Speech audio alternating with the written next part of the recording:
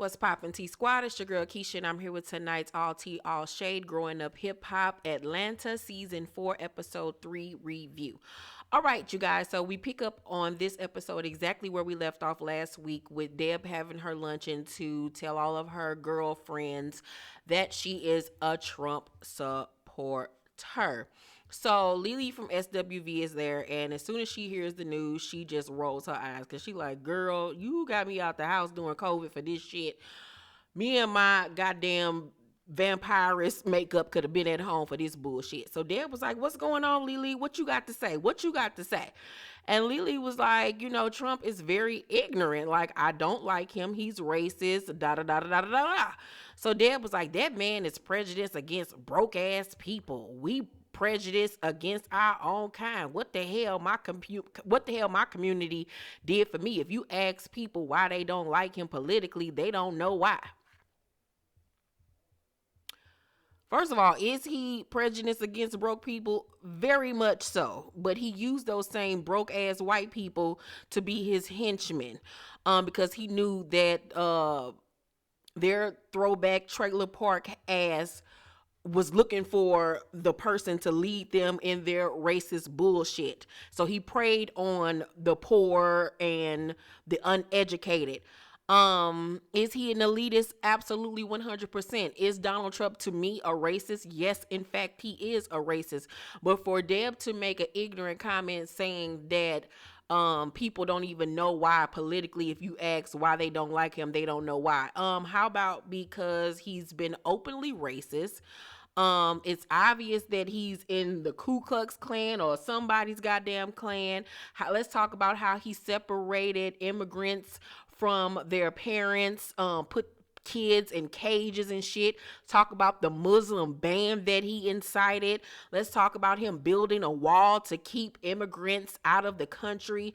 Him saying that COVID would go away. It wasn't that deep, and he knew that it was serious in the first place and didn't do anything about it.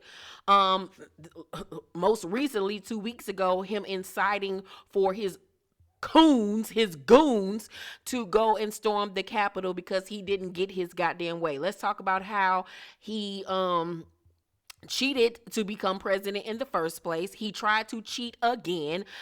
He touches on women and talks about grabbing women's by the pussy and all of this other bullshit. It's so many things that you can say about Donald Trump. So the shit that Deb is talking about, like, she's one of those dumb ass, uneducated ass people that think they know what the fuck they talking about and have no idea. Now let me tell y'all something else too, because I noticed on last week's review in the comment section, there were a few of you, Republicans or Trump supporters and whatever. Let me tell you something over here. It's calling me pink child. I'm a full-fledged Democrat, bullshitocrat. Ain't no Trump supporting over here. If you a Trump supporter and you watch my goddamn channel, you better keep that shit to yourself, because you getting blocked if you come over here in this comment section spewing people can believe what they want to believe and support who they want to support, and you could be, I'm a Republican and Donald Trump, blah, blah, blah. You can be a Republican all you want, but if you support Trump and the shit that he has put us through over the last 4 years, let me tell you something, you better keep that shit to yourself, because the block is hot. The block is hot. All right, keep it to yourself or get put on mute. So Andrea in her confessional say, I'm worried about Deb's mental state. And I'm like, I told y'all last week, I feel that Deb is lonely. She's bored. She's still suffering and mourning from the loss of her sons. And she's just looking for attention. Lily says in her confessional that she thinks something ain't right with Deb too as well. And that her reputation is at stake. Yeah, her reputation is at stake, but do I think that people will continue to work with her? Of course. They gonna look at her sideways, but I don't think that, because they just look at Deb like she an old woman, like, okay, girl. So Bow Wow's in the studio with Pimpin, his producer, and they see that Angela is on IG with her new boyfriend, who she just recently broke up with, that big-eared boxing nigga. I don't understand why she was dating that nigga anyway. That dude that she was just dating, that boxer, looked like Martin Lawrence after he got beat up on that episode where he went against old boy in the ring, Hitman Hurd or whatever the fuck the boxer name was. That man looked just like Martin's face after he got beat up by Tommy the Hitman Hearns. Yeah, that's who it was. He was ugly than a motherfucker. Ain't that amount a much amount of money or fame or clout or dick could get me to look at that bigger sawed off ass nigga. He was petite as fuck. He looked like he shopped in a petite section for men. Like ew. So, Bow Wow goes on to say how he's happy for her and that now this will shut people up from thinking that they should be together because what she wants, he's not ready to give anybody. He's not ready to be that type of man yet. And I'm like, how many bitches can you fuck before you get tired? Like, ew, like that's just disgusting. Like, I just want to throw the fuck up. Like, I just don't understand niggas. So Pimpin tells him that he and Diamond have broken up again. He says the trust just isn't there. Come to find out, they've been on and off for years. So, you could tell he was feeling some type of way about it, that he was a little sad. So Waka and Tammy are out having lunch, and he tells her that Deb is a Trump supporter. And of course, Tammy is freaking out, like, what the hell is going on with Deb? Is she crazy? Is something wrong with her? Like, what in the fuck is going on? So Diamond and her baby hairs, which were more like adult hairs, are in her confessional look with this platinum blonde wig on with these baby hairs, like I said, that look like adult hairs with nothing baby about them. Them goddamn adult hairs look like fucking curtains, look like drapes and shit. They was so fucking thick. They look like they took about this much hair and tried to swoop them motherfuckers. I was like, girl, you might as well have a swoop or a bang. Them motherfuckers ain't nothing baby about them. Ain't nothing petite, little, small, nothing. I'm so sick of these goddamn baby hairs. Like, put that shit the fuck up. Baby hairs are for what? Babies. God damn it. Especially if they not done right. Goodness gracious almighty. So she's planning an album release party and calls the Brat because they're really close. Brat asks her about Pimpin, and she says, that she's been dating him on and off since they were like 18 years old, and that recently she dumped him because she don't even know why, but she thinks that he might have fucked somebody while he was in Miami here recently. And she tells Brat that he threatened to take back the songs they worked on, and she needs the split sheets done before the party. Split sheets are when you give credit to the artist on what they wrote or produced, so they can get paid what they're owed. So he won't sign them over, and she needs it for this to be signed so she can make her coins, which I think is some pussy ass bitch made ass shit. Just because we going through whatever we going through, or you're hurt, or you're in your feelings, or you mad, don't mean business wise you supposed to be an asshole and try to keep me from making a coin. You trying to stop my business side. That's why girl, because I've been in fought pimping ass. That nigga wouldn't be called pimping no more. He'd be called limping after I got done with his ass. Don't play with me about my coin. So when they get off the phone, Diamond tears up and cries because her feelings is hurt, and you can tell she still love him and feels some type of way for him. So Johnny's in the studio listening to music when Dad comes by to check on her to see like what was going on with her with this breakdown. It really scared her because Johnny wasn't answering the phone and she didn't know what happened to her. And Deb just gets emotional and starts to cry and tells Johnny, if something would have happened to you, if something ever happens to you, I won't be able to handle it, especially after losing my own son to suicide. Hearing you say I'm tired, I can't do this no more, like that hurts me. And the fact that Johnny even said stuff like that to Deb, knowing the things that Deb has gone through, to me is just very selfish. Like, you don't do that to somebody that's already lost somebody from suicide. You know what I'm saying? And then to constantly put them in a state of being worried about you, especially when she ain't even your mama. Like, she's being a blessing by being in your life as a mother figure. You don't put nobody through that type of stuff. She reminds me a lot of like Phyllis Hyman, Jhonni, when it comes to her depression and stuff like that. Like, she needs psychiatric help. There's only but so much her friends and family will be able to do for her, until she wants to face her demons head on. She won't come out of this depression, and she's looking for validation from men and from the industry, and that's the wrong way to go about life, child. Trying to get validation and praise and acceptance from others. You have to accept that and validate yourself. So she goes on to say how much she just wants love and she wants a man, and people do her wrong all the time and she gives nothing but positive energy out, and how she could play all these instruments and she's so talented and nobody recognizes her or gives her a chance or whatever. And coming from somebody who feels like I constantly get looked over, even though I'm highly successful in what I do, I feel like I'm constantly getting looked over. And like at the end of the year when people do their top 10 list, I have one of the hottest books out last year. I didn't make it on a lot of people's top 10 or whatever.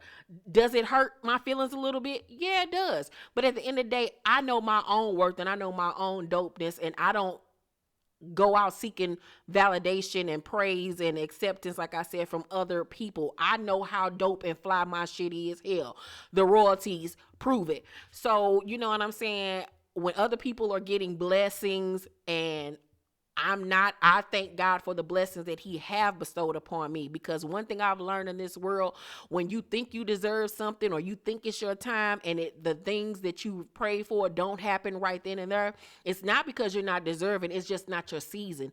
You maybe have to grow in certain areas before you receive that type of blessing. You know what I'm saying? And I've been in a position now where I've seen that for my own eyes. Years ago, when I wanted to work with Courtney Kemp from Power, and I went through that whole situation with her, and I got so frustrated with God because I prayed and I prayed and I was like, God, I want this, this is my big opportunity. And when it didn't come through, I was so confused and like, God, you always said, that you would bless me with the desires of my heart. And so when it didn't come through, I got upset with God. I stopped praying. I stopped, giving him, the praise that he deserves.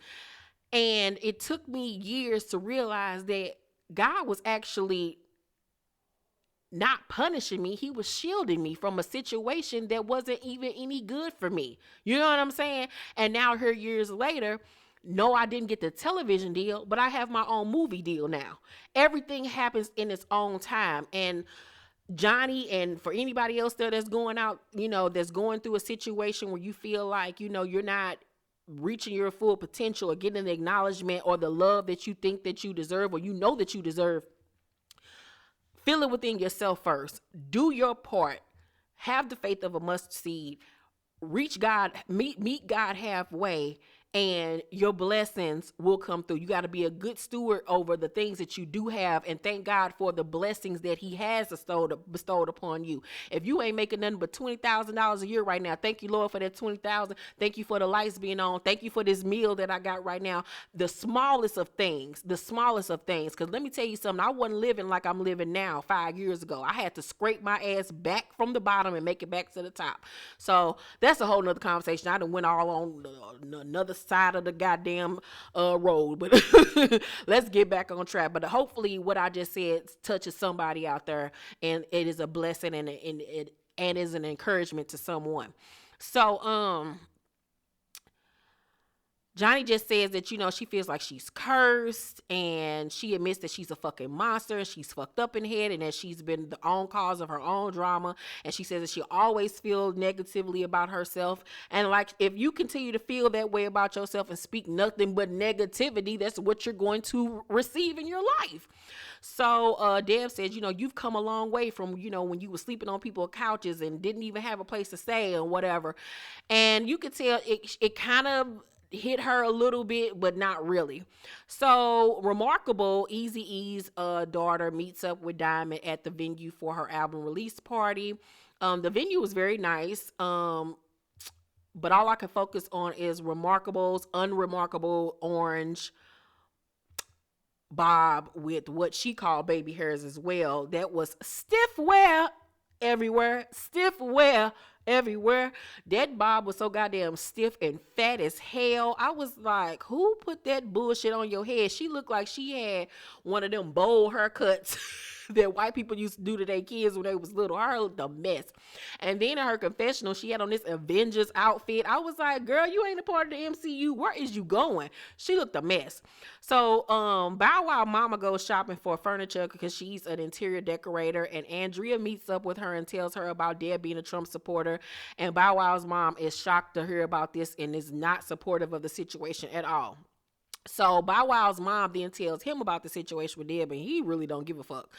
I mean, this is Bow Wow. I don't know what she expected from him anyway. So Diamond pulls up on Pimpin in the studio to get, her split sheet signed, and he asks, do you miss me? Because he see her, she looking good and shit, and now he all mesmerized, and he want that old thing back. You're gonna want me back. You're gonna need me one day. And so, he looking at her, he like, God damn, like shit. What's up? What's good, shawty? And she like, nigga, just sign the motherfucking paperwork. He was like, you don't miss me? And she was like, I miss the friendship. And so Pimple was like, you smell nice. And I was like, she smelled like obsession. Diamond looked like she wore like Paris Hilton perfume or Britney Spears perfume or Bath and Body Works. So he ends up signing the paperwork. Because he cares about her. He knew he was being an asshole. So Diamond was like, I bet you missed this pussy, don't you? And she asked him, did he have sex, since they've been broken up? And he was like, I got my dick sucked. She was like, so you got your dick sucked, but you ain't fucked? Nigga, that was just stupid. And I was like, exactly. But that nigga was lying. So, Tammy and her Silver Surfer feathered booties go to see Deb. I don't know where she got them atrocious shoes from, but I need her to give them back immediately to the Fantastic Four. So she confronts Deb on her being a Trump supporter, and Tammy says, we're not safe with him, dog. He's putting kids in cages. Me being half Latin, I can't rock with him. And I was like, exactamundo. So Deb brings up black people killing black people, and Tammy's like, you're making this about a black on black crime. This ain't got nothing to do with what we talked about Trump. Deb brings up, her losing 2 sons and how seeing mothers cry over their slain sons dredges up all of these, horrible memories and feelings for her. And like I said, I feel like Deb is still in mourning. Deb still has not accepted that her boys are gone. Maybe there's some guilt there. I mean, there is guilt there because she even said that her son that, committed suicide warned her, told her, and she didn't take him seriously. So I think that they need Walker and his brother that are still alive need to get Deb in counseling. She needs grief counseling. So Deb says instead of people singing Black Lives Matter, scream for the training these officers need. And Tammy says some of the realest shit I've ever heard her say, some of the most smartest shit I've ever heard her say. Tammy is like, it's not even the training, it's the psychological thinking of generational racism. You watch a video and you see an officer go to the car and he's talking to a black guy. Immediately he has his hand on his gun. He's afraid without even knowing why he's afraid. It goes deeper than just training. This is something that is in their household. This is taught at home, and then they go get badges, and then they come out and they kill. And I was like, you better speak a word, Tammy Riviera. I know it's Rivera. So Deb still, however, doesn't feel bad for being a Trump supporter and is not going to listen to what anybody else says because she is not a follower. She is a leader. So that was my review on Growing Up Hip Hop. Overall, I give tonight's episode a B-. It was good for what it was. Let me know what y'all think down below in the comment section. Make sure to thumbs up this video, like and subscribe, and hit that notification bell button. I love you guys, and I will see you on the next video. Bye.